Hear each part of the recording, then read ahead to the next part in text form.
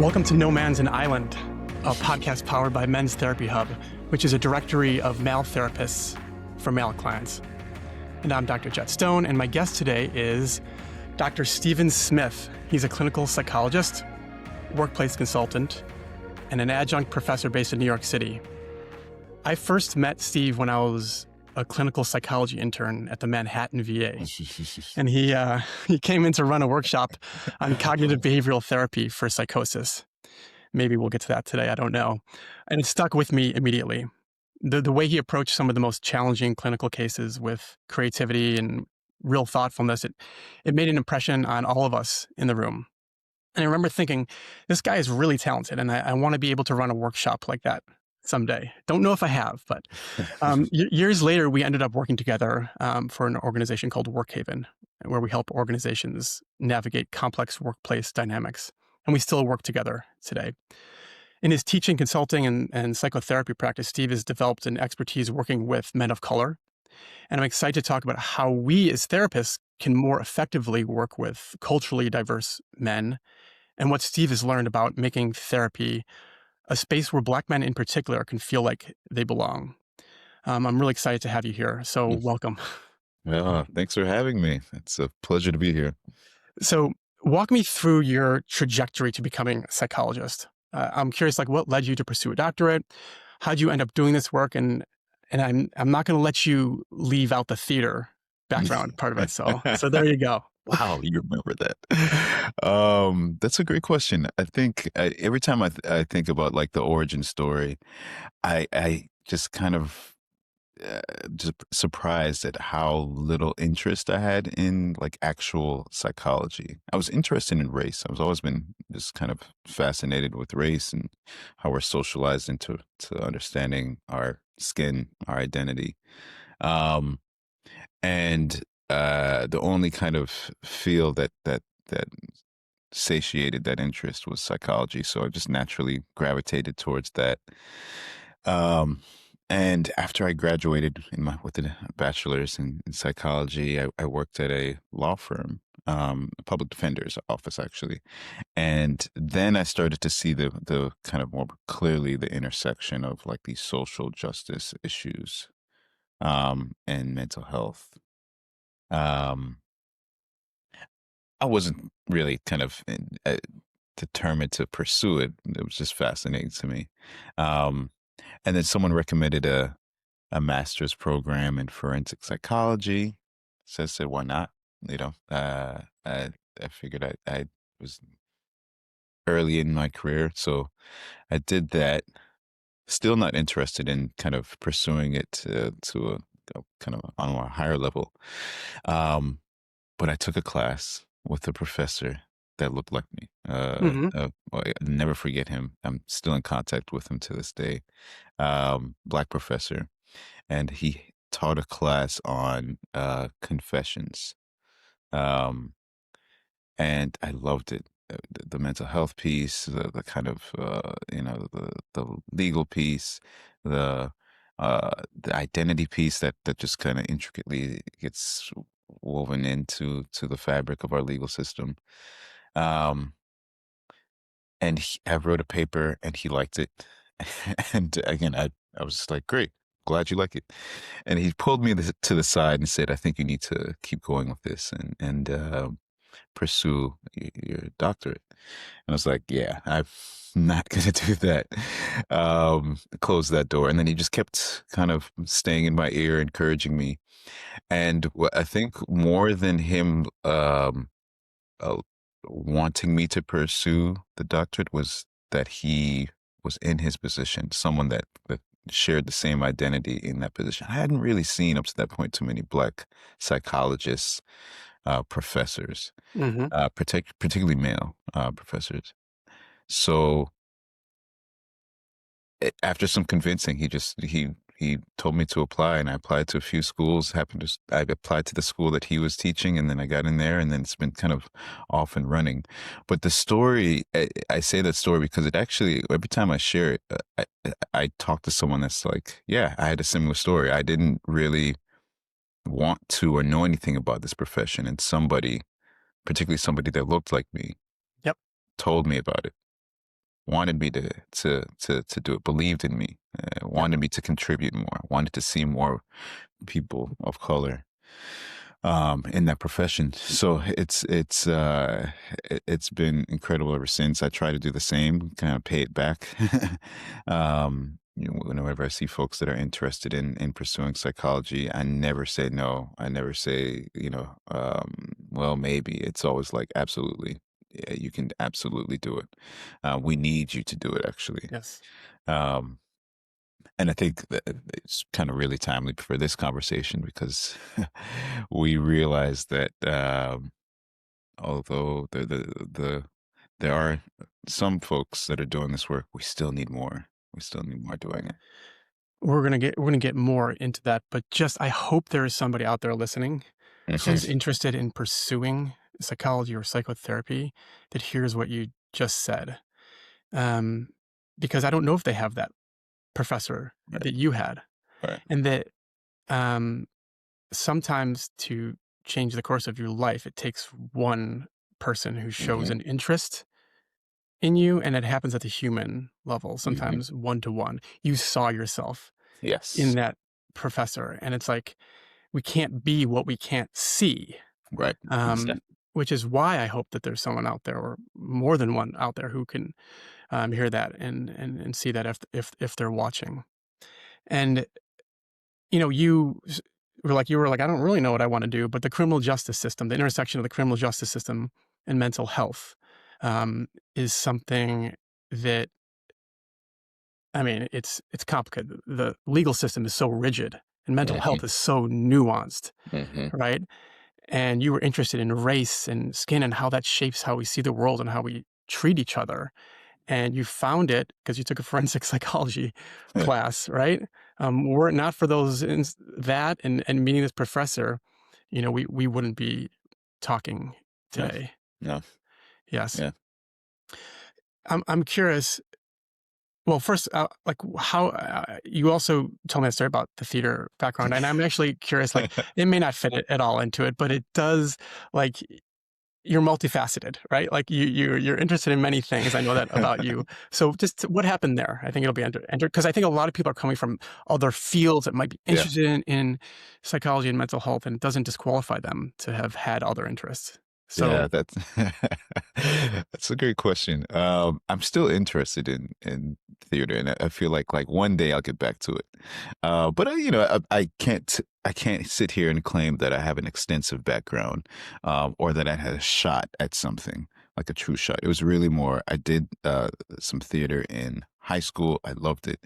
It actually, I think, was one of the few moments I could point to that allowed me to come out of my skin a little bit and just kind of be a little bit more free in the world.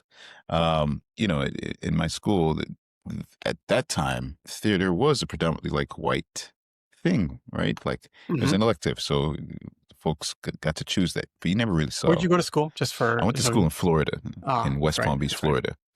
Florida. But it was pretty. You wouldn't see too many black and brown people doing theater at that time. Even though I went to a school that was had a good kind of ratio in terms of demographics. And then I took a class, and the class led to just kind of taking on some more outside, not outside, but extra shows there. And I just really, I just remember being there, and I was like, wow, again, another space that I would not think to inhabit.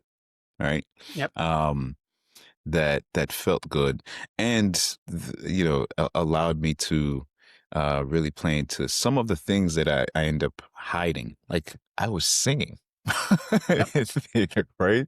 I was like, you know, uh, dancing, and just there's a side of me and we'll get to this, I hope. Like, Hmm. I'm not really socialized into showing. Um, so I was really grateful for that. And it was, again, this was just on the side as an interest. I did, when I started the forensic psychology master's program, I did get back to it and joined doing a little bit more theater. And again, same thing. It was, these are the things that kind of allowed me to kind of push outside my comfort, outside of this image that I usually have to uphold.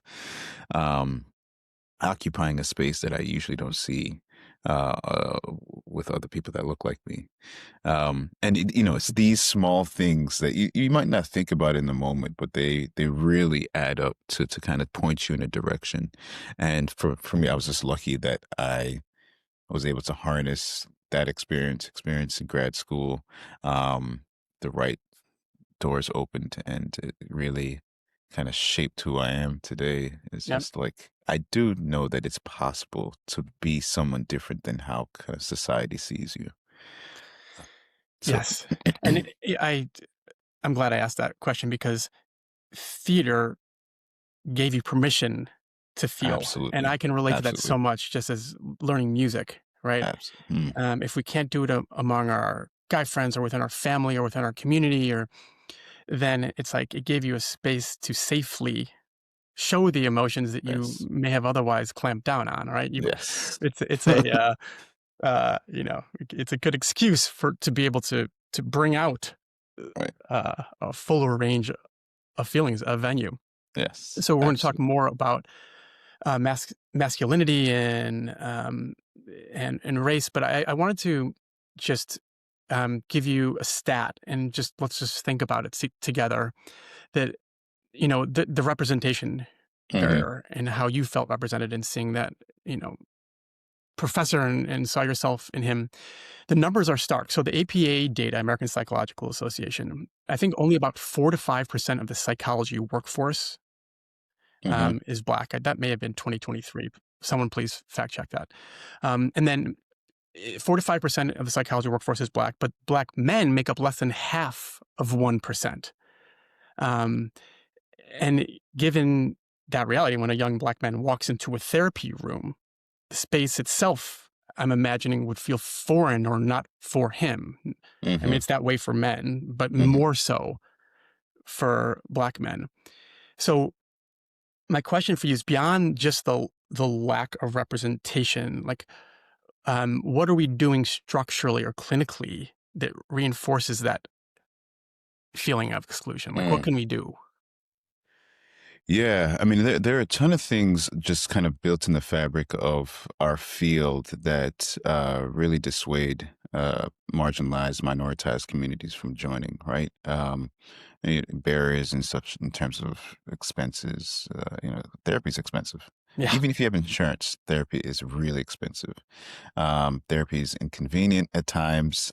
Obviously, the advent of telehealth and teletherapy, virtual appointments has been incredibly helpful to a lot of people, but it often doesn't account for folks that have a lifestyle that's different than the mainstream.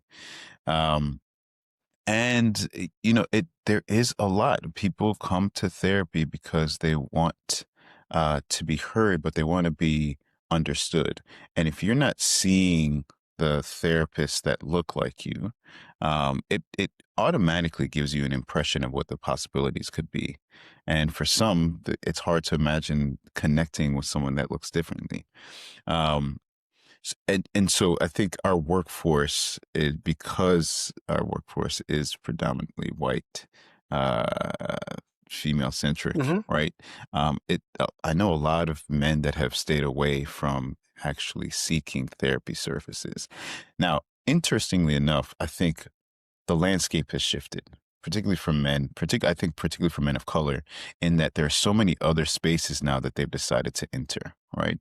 So therapy now for a lot of black men happens at the barbershop, right? Hmm. Or they'll listen to a podcast to kind of get their cup filled, or a lot of programs that are incorporating sports and having conversations. It's not therapy, but it kind of is a substitute. So, and not only have we not necessarily been as welcoming to people of color in our field and in the therapy space, but now other spaces are kind of feeling that need. That I think it's great. I think it's great Yep. that there's more conversations, there are more resources, there are more spaces, but it's not always therapy. You know, Yes. and we're not doing a good job of recruiting.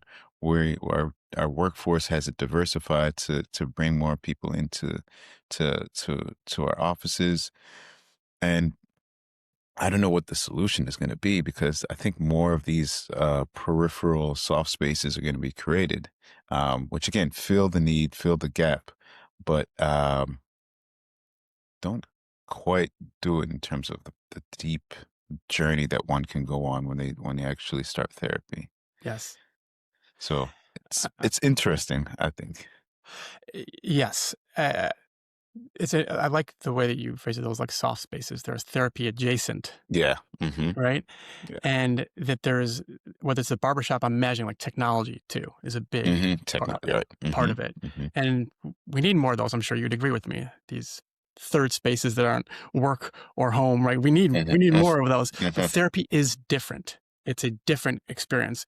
And I'm curious, like, how you welcome, let's say, a, a black man who's never been in therapy before into your practice, right? Walks in through the door. I mean, I remember my first time, tense, like, this is not like the alien experience. Yeah. I'm wondering, like, how you welcome him to this deep Yeah. space Yeah. in a way that creates buy-in. Like, I'm not saying that you have specific tools. I'm just curious, like, what are some of the things you think about when you welcome someone who might feel like therapy is alien? In this case, a black man. Like, what's your mindset? Yeah. And I'll respond to this and hopefully not make this my own therapy session, because that's exactly my journey. When I started seeing a therapist, it's interesting, because I wish I could say there's something that I point to doing every single time. I think for me, it's a lot of undoing that happens, right? Undoing meaning I have to think of them differently. I have to speak. I have to allow for things to come into the room differently than how I was trained. Um, People come to my office, black men in particular come to my office, partly because of their own interests, but partly because, someone in their family or their partner has suggested to them over and over that they need to see a therapist. So there's always this kind of like, there's some buy-in, but it feels kind of there's an extra force happening in the room. I tell folks all the time, when you're working with men in particular, men and black men in particular, is you don't want to force them to give up the things that they need, that they've been using, right? So you have to be incredibly curious. You have to create so much space for them to just be Hmm. and come into it.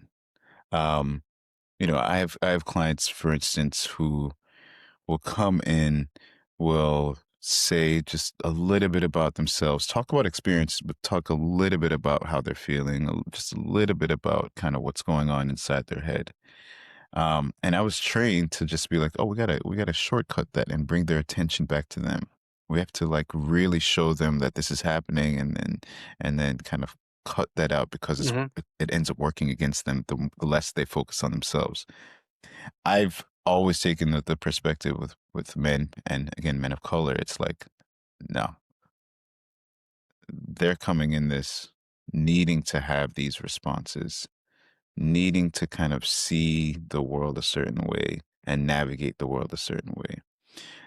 I think our job is to contain everything um, that they've had to do to kind of survive.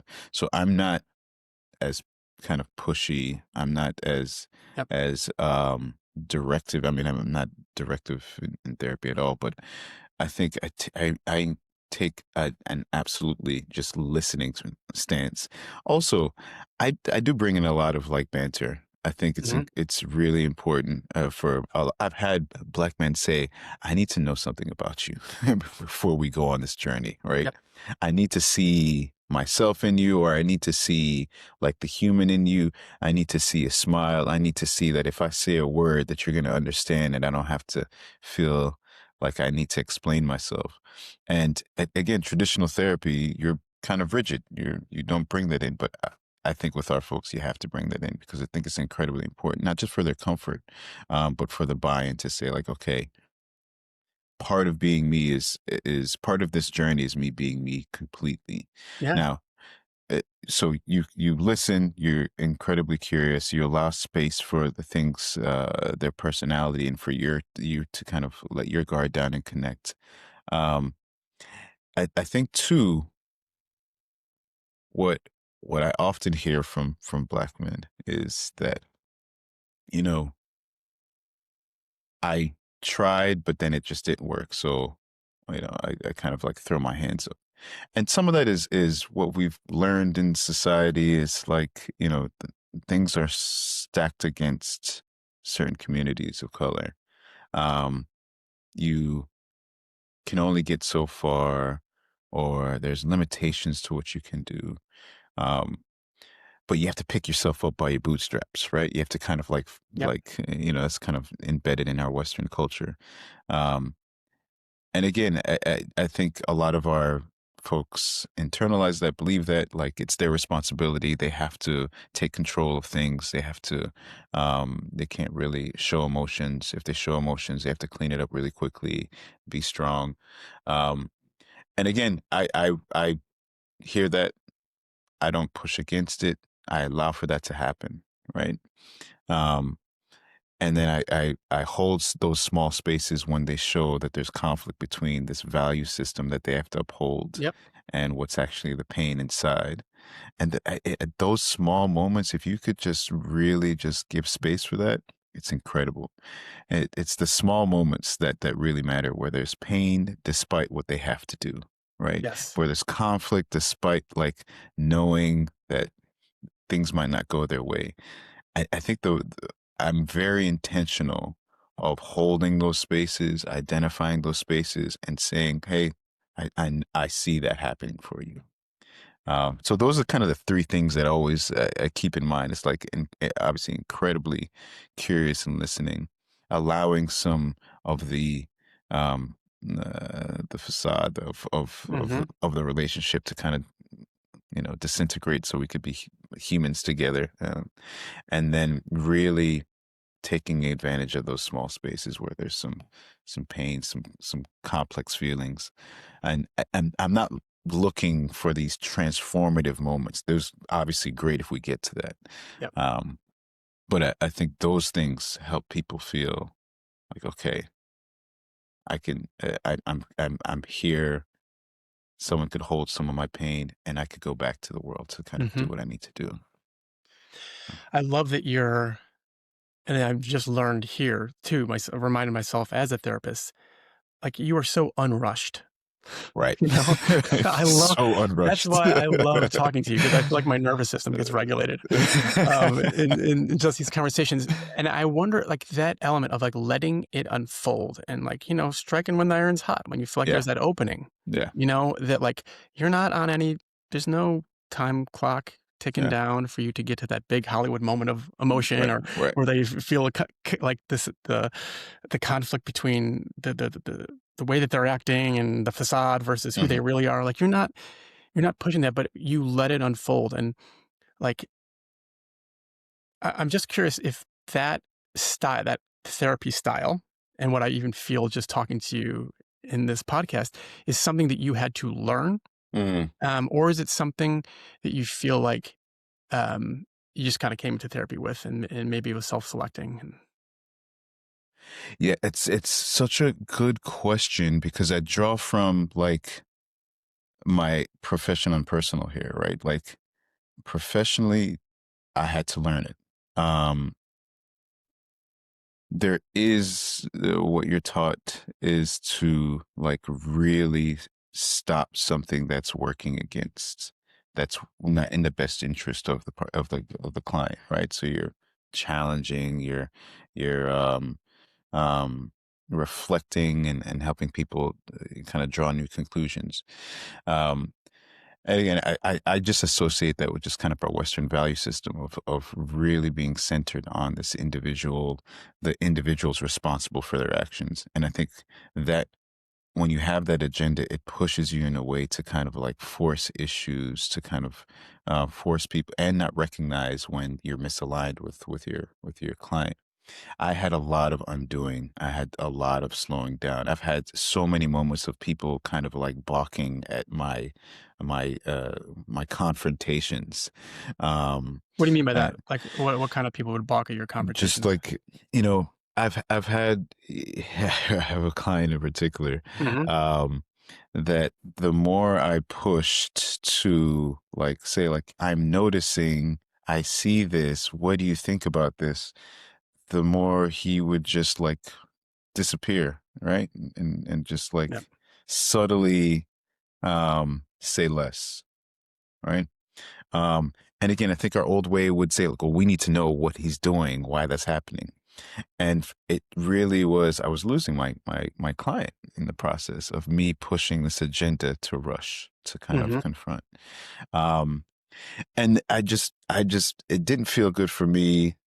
You're invested at that point. You don't want to. No one ever wants to lose a client, especially because of something that you're doing. If you're realizing it in the moment. So I kind of just the next few sessions said I'm gonna just not say You anything learned. confronts. Yeah, you just learn, right? And it just a series of those things happen where you have to kind of like undo these practices of that we've been kind of Hmm. uh, taught to do. And I will say, on a personal level, my own therapy. Yep. I I was going to mean, ask you about that. So let's yeah, yeah, I'd actually be curious how your own personal therapy has influenced the way that you work as well. yeah, yeah. So I was very intentional about having a black therapist. Hmm. And I thought like, okay, this is going to be great. I'm going to be open. I'm going to just kind of, finally practice what I'm preaching. And this was, I started this therapist, which I have to this day, my same therapist That's when I awesome. was in grad school. So we're talking, 10 years now, Hmm. 15 years. Um, Surprisingly, like I went to therapy and I hated it. Hmm. Right. Say more, please. I hated it, and I hated it not because of what the therapist was doing, but because of like I felt like I needed more. I needed to push more, and I dropped out of therapy. I like took a break, um, and then because my therapist was so unrushed, he was so unrushed, and then I came back to him, and it was such an interesting thing coming back because I knew that I had to take my time. Um, it took time for me to open up. It took time for me to actually make any change. It took time for me to see the value of looking at myself and figuring out my emotions. At that point, I had no clue. And I'm in grad school Hmm. learning about this stuff, but I had no clue what it meant to get in touch with an emotion. Yep. That's not because of a lack of training. It was growing up. That's just not what we did, right? There was what would being in touch with your emotions do for you? That's kind of what I was Yeah. always taught. So it took so much of me to kind of like get familiar, get comfortable in the chair, go back and forth. And he never rushed. He just kind of sat there. He would float things out and never rushed. Um, and then after a few breakthrough moments, I was just like, okay, I'm allowed to go at my own pace here. My therapist is walking with me. Yep.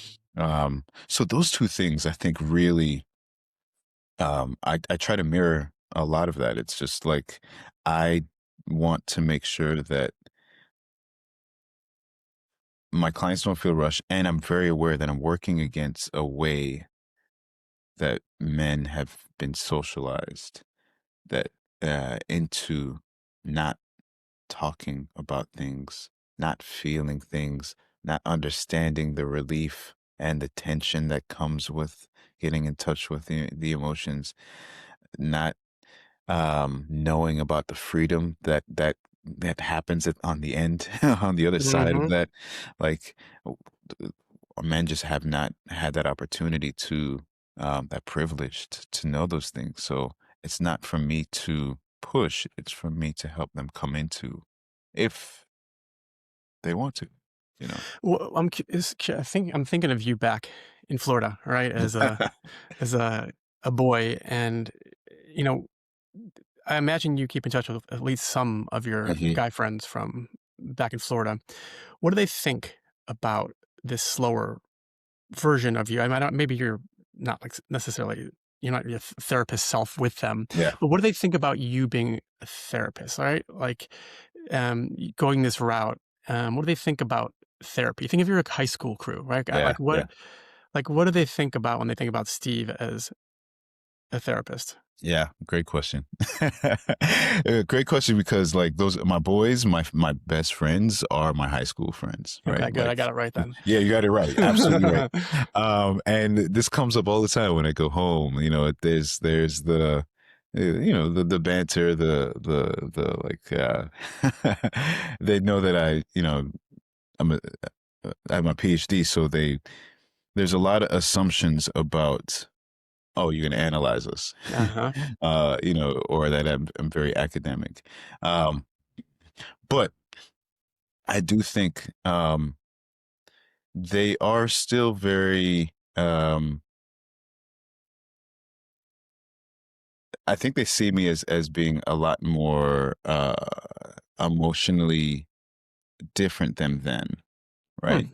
Hmm. We speak on topics, my perspectives are different.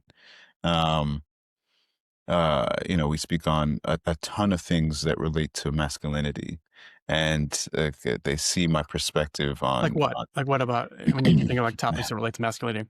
We talk about gender a lot. Hmm. Gender is a big conversation topic in Florida, especially with sports, Yep. and gender identity and the kind of spectrum of gender identity. And now, I'm always, I'm very honest with them of being like, I think that we need to be more open and accepting, and for some of them it's a conversation that turns into conflict because they're not there. They're not accepting as accepting as maybe I am of certain types of ideas around gender. Um, and I think they attribute that to me just kind of in the field that I'm in. I see people. I don't. I make it a habit of being very open, that I work with everybody. Hmm. Um, so these are conversations that we're having where you can tell that although we are all boys and we have a lot of commonalities in our identity, I think they see the therapist in me as being even, I would say, even more feminized than they are, right? In Hmm. terms of embracing things, embracing perspectives, embracing narratives that they probably are still kind of a little bit in conflict with. It's yeah, It's so interesting because therapy is coded as feminine, right? We're yeah. talking about our feelings and listening and in a way that we wouldn't as high school boys. I g- Back to this permission to feel. It's in a way, it's like when you come return. Maybe it's a holiday season, you're in return. I'm not exactly sure what you're doing, but you go back to Florida, and it's like Dr. Smith comes in some ways that persona or whatever they project upon you, maybe it gives them permission to feel. I don't know if you find this. I find this a little bit that like people in quieter spaces In will quieter just bring spaces. things Yes. up that like when we were just knucklehead 11th, Yeah. 12th graders, like that would have never come up. Yeah. And it's not that I'm doing therapy with them, but it's like you could tell that they want to be able to talk to someone who can Yes. contain Yeah. Yeah.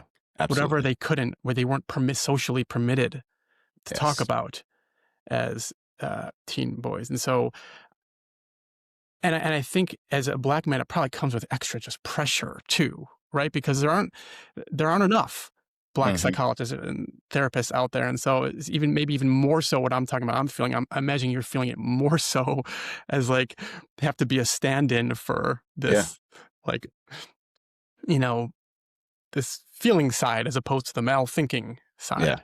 Yeah. Right. And I don't know. I'm just imagining that there's like a pressure that comes with it. It's interesting. I think there is a pressure. I think, I have conversations with my friends all the time, and there is a maturity too that just comes with age, Yep. in terms of like, it's okay to like be upset. It's okay to like cry when somebody, something bad happens. And I think, I'm glad that we've kind of shed that a little bit and allowed some space for that. So, folks come to me, like my boys, when we're all together, we're not kind of talking about these soft spaces, but definitely one on one. They're going through things. They want to talk it through. Um, they are asking specifically, like, how am I sounding right now? Am I like wrong here? Or like, I can't believe, like, my mom, like, is just like responding to me this way. um and so, yes, like, I try not to put on the therapy hat, but you can't help it, right? You can't help Sometimes, yeah. be like, yo, just, what are you really feeling, dude? Like, Yeah. just talk to me. Like, or like, you know, like, yeah, you need the validation, you need the space to be, but like, you're carrying a lot. So I think a lot of black men do now feel comfortable talking. Um, they do want to take up space a little bit, but they take up space with it. And it does put pressure on, folks in this profession to kind of meet that call. Uh, I also unload, so I can't say that Yeah. I'm fully the therapist with my boys. I would say more so like, I have an ear for certain things that they say, and I give some kind of feedback, but then I equally unload on what I'm going through. Equally talk about the things that I struggle with. Um, I want to say two things too. Like, there's this interesting, like, duality that I think black men live in, right? Hmm. It's especially the modern black man. It's like, again, they do talk. They do talk about, they do complain. They do vent. They are pushing back. They're also more involved. They're actually more stripped of some of the gender roles that they've been kind of bounded to over the years. You know, I think you've written on this a lot, in terms of men are more involved, better, fathers. They're more kind of present fathers than they were before. I would say that goes in a lot of different ways. They're having more conversations about things that are bothering them out loud, rather than keeping it private. So, my boys, they talk all the time about things that they would not talk about years ago. Hmm. Um, but again, the duality is, they still live in a very masculinized culture. They still feel the expectation to be a certain way to kind of cover up. So it's helping them be okay to complain and feel at the same time, to kind of like download, Hmm. and like be hurt, right? That's the balance that I often find when talking with, whether it's my clients or my friends. It's like helping them just to kind of like do the thing that they're allowed to do now in our world today, Yes. which is talk about problems, So but it's, then it's it, really push them to be like, yo, man, like, I know I could see it on you that you want to cry. You don't have to, but like, yeah, I could totally see that. I could see that this really hurts you. Um, and know that they have to clean it back up, you know, to go back to their spaces, to yep. their families, to their jobs, you know. So it's interesting. We're moving the needle, because now they, at least they're talking. We're Hmm. talking, you know. Um, and hopefully get to a space where it's like, it's really accepted to really feel. Yeah, you seem to be able to balance the dual role of Hmm. friend and being a therapist outside of that, and I think even just some of the language there that I was picking up on, it can be liberating for a friend to hear. Like, it's giving permission to say, "Hey, feel." Yeah. And I think that's actually also something I'm interested in as a therapist, and just in general, is language and masculinity Mm. and race and how that shows up outside the therapy room, in the therapy room, and that you said something, you're like, "What are you really feeling, dude?" Like, Mhm. like, uh, the shift in tone, um, how you say it depends on the context of where you are, if you're with this group of friends or that group of friends, or if you're saying it as a therapist, but language feels like it's incredibly important, Yes. and Black culture has a whole history of language that and little nuances to words that you use with this friend group and not that friend or this person, professionals, right? Like, and I think that sometimes that does gets missed in the representation conversation. Is that we need therapists who can authentically Mhm. say whatever version of "What's up? How you feeling, dude?" Like Yeah. whatever that is, bro. I don't care what it is, whatever version of it. We need someone who can say that genuinely. Mm.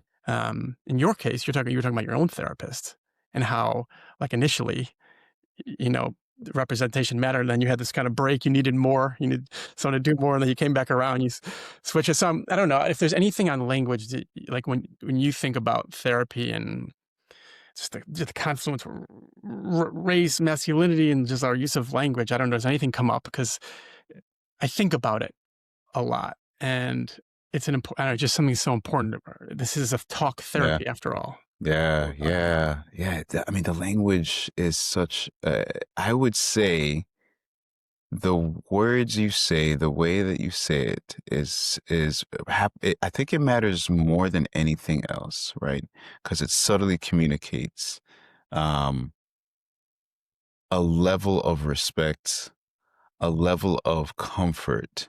I'm thinking of a few clients that I can't imagine them saying the things that they say the way they say them with a white therapist. mhm. I would bet anything that they wouldn't say it that way. Um, Yep. but the way that they say it, the laugh, the way that we gesture towards each other and respond to each other, like all of that, man. I have clients. I have clients that the first thing they say is like, "Yo, what's good? What's good with you?" Yep. Um, and I remember the first time that happening, and I'm like, I need to, I need to analyze this. Like, why are they so comfortable? Do they need Yep. to make me a friend in order to go deep? And I'm like, why am I thinking so deep about this? It's just Yes. kind of that way that we're taught to think about this kind of standard way of thinking about clients and their behaviors. And I was like, I think I took a few sessions to try that out and be like, I'm curious, like you kind of the way you greet, you come into session, and I'm like, it was so off putting to the client, and it's inauthentic to me. And then I just backed up, and I was just like, why am I? Yeah. Why don't I embrace that? That's how I would talk to people. It doesn't matter if they're professional or personal or just a casual encounter. Like that's exactly how I would talk to people. And I so was going to say, if you're a that's therapy the trainee, like, circle that right there. yeah. What Steve just said, because Like, it's there's I've had nothing my wrong own with that. version of that. Yeah. Yeah, I imagine so, right? Yeah. And I think for men that those things, when you're saying like I don't have to censor myself in that way, I think it's incredibly powerful. I have so many clients that are just like they come in and they need to come in that way, and I'm good with it. Yep. Yeah. It's so important. I'm curious when you um, are you've done supervision, teaching, consulting, and then with other therapists. Like, when you see non-Black clinicians working with, let's say, Black male clients, just for the sake of this podcast and our conversation, like, what's the most common missed opportunities, like, where maybe you see, like, good intentions of, like, like a white therapist like myself, like falling short Mm, of mhm. being more therapeutically effective, right? And I'm just curious if there's anything that comes up, like what we might miss. Not, Mhm. I don't want to speak in broad strokes, like you can represent all, Black male therapists, but I am just curious if in your own, like, supervision and thinking about therapy, that if there's anything that you can think of. The thing that I often with supervisees, I don't hear is that they don't talk about race, Hmm. right? And you don't need to bring it in like it's a thing, but there's no curiosity about it, right? And why is that important? Because a lot of clients, they see things through racial lenses, right? So if someone's telling you something about something that happened at work and they don't mention like some curiosity or some thoughts about like I do think that it's racial what's happening to me at work. If your client's not mentioning it, you should ask them. You should like, I'm wondering if you have any thoughts about like this relating to your race. Like Hmm. I think therapists are so afraid to bring that in, and it sucks because for a lot of black and brown people, they are already considering that as a part of the equation, but they're not going to tell you, right? Because Yes. they don't think that you could hold it. They don't know how you're going to respond to it. They don't know if you're going to discredit it, or fumble it. But it's so interesting. We're so afraid to just like bring it in to see like is this something you've been thinking about, right? Is this Yes. something that like has this happened before? I guarantee you, a good percentage of your clients, if you are seeing a black and brown person, I guarantee you they've had situations where they've looked at it through a racial lens. If you're not asking them specifically about that, you're missing a good part of the story. Yes. um, I hear it all the time. Like, did you ask them if it was, do they feel like discriminated against, or they felt like they were being treated differently for for some reason? And like, no, I didn't. They didn't say anything, so I didn't ask. I'm like, and I'm sorry to to Please. sidetrack. I heard this thing once of like, if you have a black friend and they've never talked shit about like race, that's not really your friend, because black Hmm. people talk about race all the time. Talk about like Yep. their experiences with race. That's a huge part of their narrative. So that one thing I would say is like, try not to miss that opportunity to be curious about that, and don't wait for them to bring it up. That seems like I think the fear, and I'm actually speaking about that as a white guy Mhm. who is a therapist who's worked with black male clients and have been afraid to ask that question. Yeah. Although through my own supervision, like, I've become much more comfortable doing that. I'm very curious about it. And just the way that you phrased it, like, it's not that hard, right? Right. It's just simple curiosity. Yeah. What's it like being the only black guy in your doctoral program? Right. Right.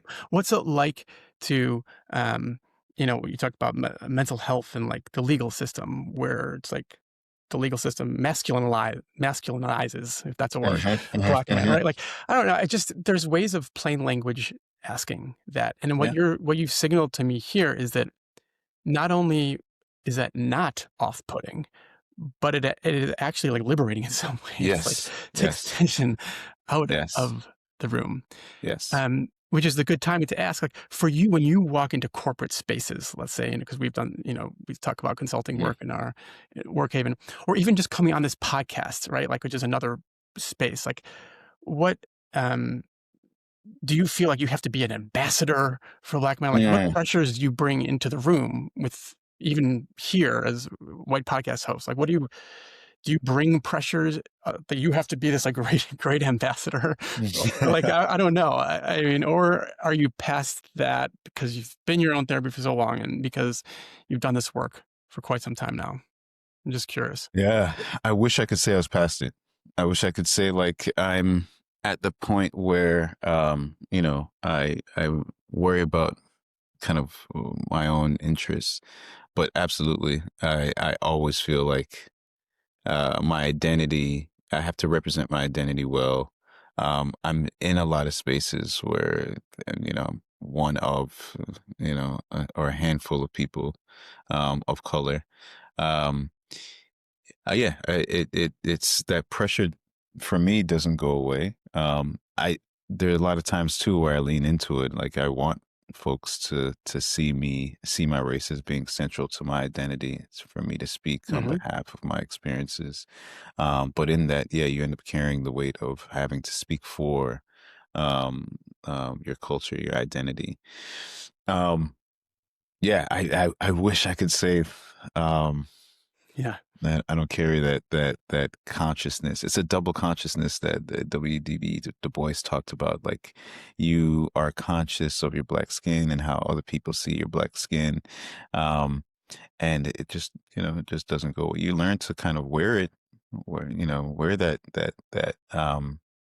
consciousness in Seems like certain it changes situations. with time, right? It Like it, changes, it yeah. morphs when you talk to like older black psychologists, right? Like do they talk about it in just different ways than you do? Like it's I think they talk about that journey of really feeling the pressure to explain the black experience, of being kind of having interest in black issues, and some go on to shed that kind of that need, and others just their identity, right? Everything that their central part of their identity is their Afrocentric self, right? Mhm. So I wish I could say there's a natural evolution, but people just kind of take it and live with it in whichever way is comfortable. I think for me, like I've learned that, and society has shifted a little bit, but I've learned that like I need to be the unequivocal black man. There's a lot of things that um, need our our voice is needed in a lot of spaces. So I take that pressure on, I take that Yes. responsibility on. um do I sometimes feel I'm pigeonholed or kind of reduced to these identities? Sure. Mhm. But I think a lot of what I do feel is like we you need us, like you need us you need us to kind of speak up and say things, and Yes. you know Yes. It's like this, you know, we could do a whole another episode on CBT for psychosis, right? yeah. Psychodynamic work, which I would actually like to do. So Mm. I'll maybe book you Yes. to, give you some space between this time. But I think it is so important. And even wanting you to come on here, it's like I want to, what you're talking about, the experience of the black male experience as a therapist is so important.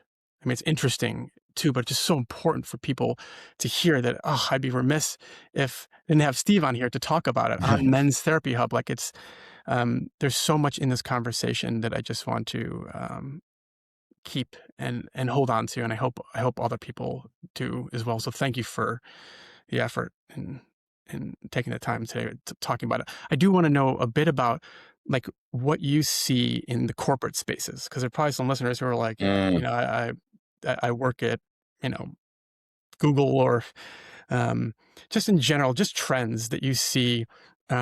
You've worked with nonprofits, you've worked with mhm. banks. I know this because I hear a lot about it. What are just some, outside of the racial dynamics? Maybe we'll come back. I don't know, but like, what are some dynamics that you see just in the workplace and when it comes to men and gender and things that show up, whether it's you hear about it in therapy or you hear about it in the consulting work that you do. Any like Hmm. things that you notice, trends that come up around masculinity, men in the workplace? It's interesting. The corporate world is interesting. I have clients that are at different levels in the corporate world. So folks that are really high up, and folks that are kind of more middle managers. Um, the need to be like assertive, the need to know, the need to project this image is still there, still there. Their sense of self is so tied to their ability to perform well. Um, and it's interesting. I have two clients, and then I'm thinking about some consulting cases where, on for some, they do feel they do feel like they're being kind of pushed to the side a bit, Hmm. for lack of better phrasing. Yep. Um, they feel like that old traditional narrative of male leadership is kind of going away, and they feel kind of under attack.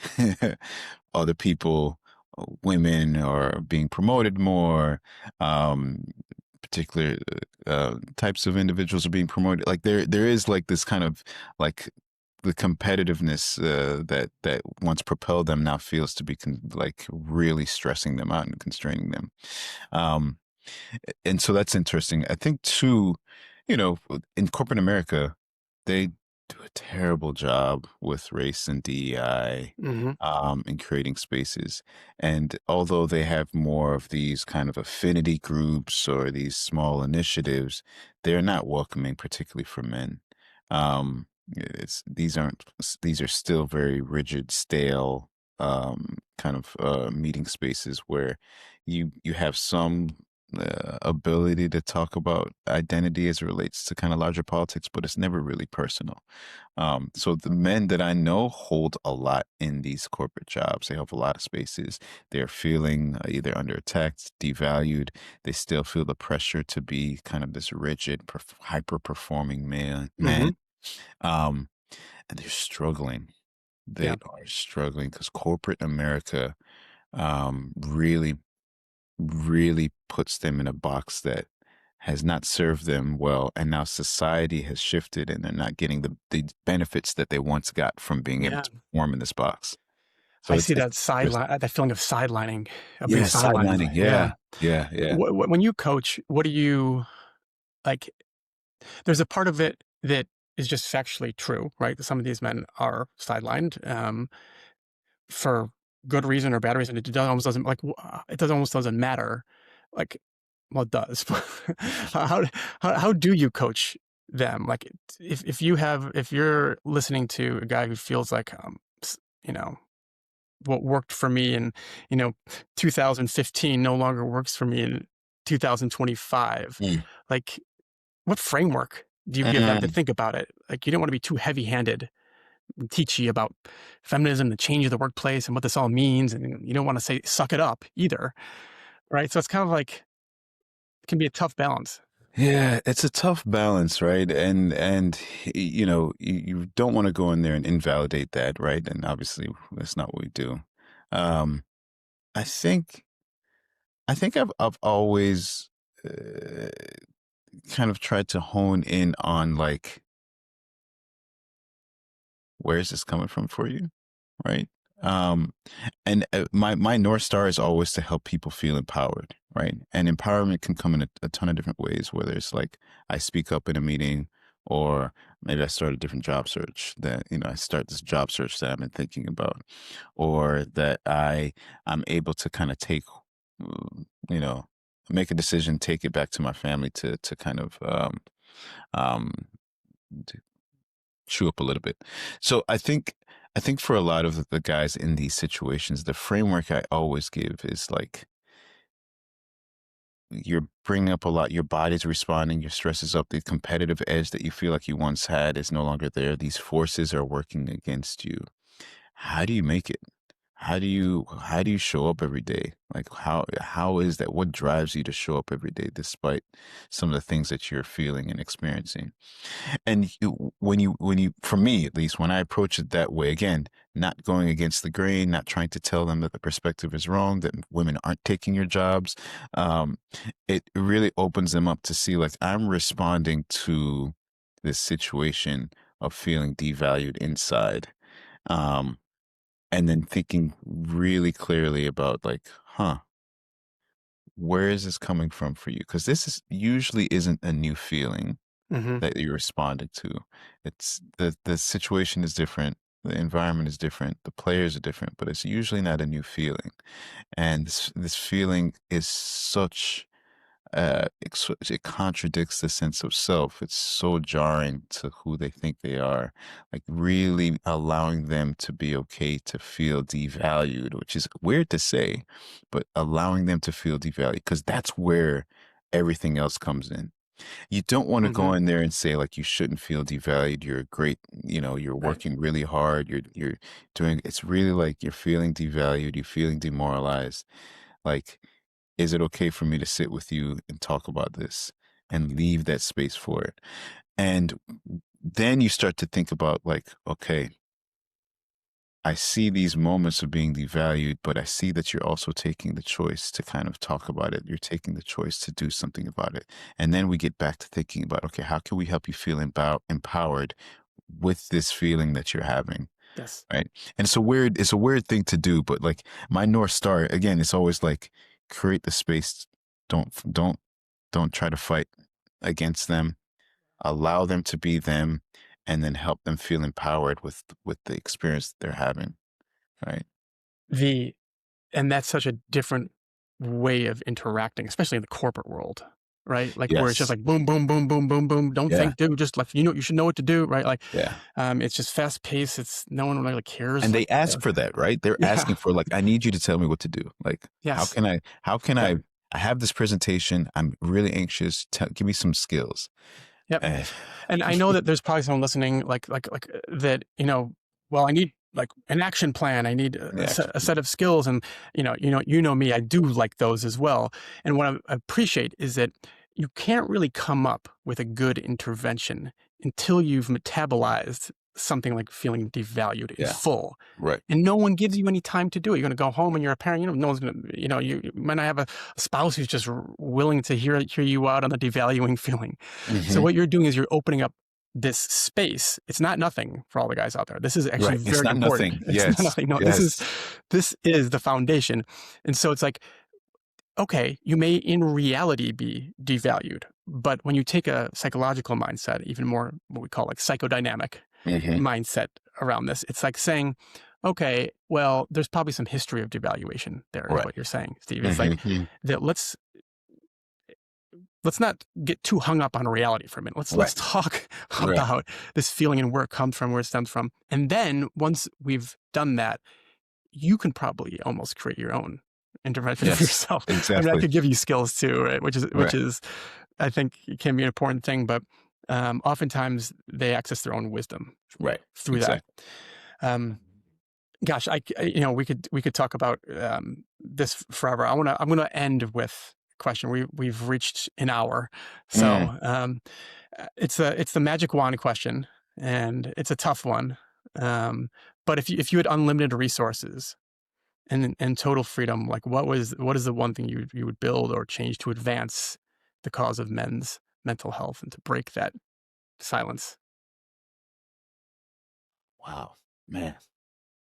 Such a great question. And I'll just really quickly say, like, I really appreciate you highlighting men's mental health, and doing it in such a thoughtful way. Because again, there's so many spaces, but some of it is missing this. So I Appreciate appreciate that. it. If I had a magic wand, um, my mind goes to these social conditions, right? These the way that people think. Um, I would honestly would give folks more access to like activities, like things that they could play, learn from each other. And I would love, my vision has always been to like create programs where in these activities that kids have, whether it's sports or chess or music, like there is embedded in it conversations and reflections on like how Yep. did this feel on self, right? Like if we could train like coaches, instructors, people that are in charge of kids spaces to like really know how to help people have fun, kids have fun and enjoy themselves, um, and then reflect on their experience. I think that'd be great. I always like Hmm. growing up, the people that made the most impact were those that checked in with me, you Yep. know. And so if there is a way to train train people to, hey, just check in. Just ask this one question. Just check in. Leave It's a that very good space. idea. Yeah, and it just routinize it. And again, maybe that's a waste of money for some because there's no kind of concrete output, but I do think the long-term impact might be there. Well, it's a really good idea because I'm just thinking like training the coaches how to check in. Yeah, It seems like a simple thing. Oh, well, just ask. Well, no, it's like, how do you ask? Like, how can you tell someone's in distress? How can you tell like someone might feel out of place or like, like that if you give those tools to a coach or a music teacher, that after a yeah, lesson or after a practice, my gosh, I would have loved if a coach came into the locker room and instead of like, barking orders about right. or just saying what a shitty game I played, if they were like, you were -3 today, like that sucks. Like what does it feel like? No one has ever, no male elder has ever growing up No. said that to me, right? And those things Yeah, carry. Those things carry. A they do. coach that barks at you carries. Yeah. Like if left just out there, it carries. It goes on to the next experience. Yes. Yeah, yeah. Yeah, Well, I'll let's start that initiative next. yeah. We have Do all this time. it. Well, it's been an honor to have you on here, and people are going to wonder where to find you. You're not like super active on social Yeah. media, which is probably healthy. Where can people who are listening find Oh, you? man. I mean, the only place to find me really is just email. Unfortunately, and I can You share don't my have to give email. that out. Yeah. No, I don't mind, Okay. but yeah, I'm not. And this On is, Psychology Today, they could find you. Psychology Too. Today is a good place. I'm Stephen also M. in, Smith, yeah, PhD. You can yeah. find him. Also using Alma, which is another kind of therapy portal. Yeah. If you're looking for a provider, I'm on there.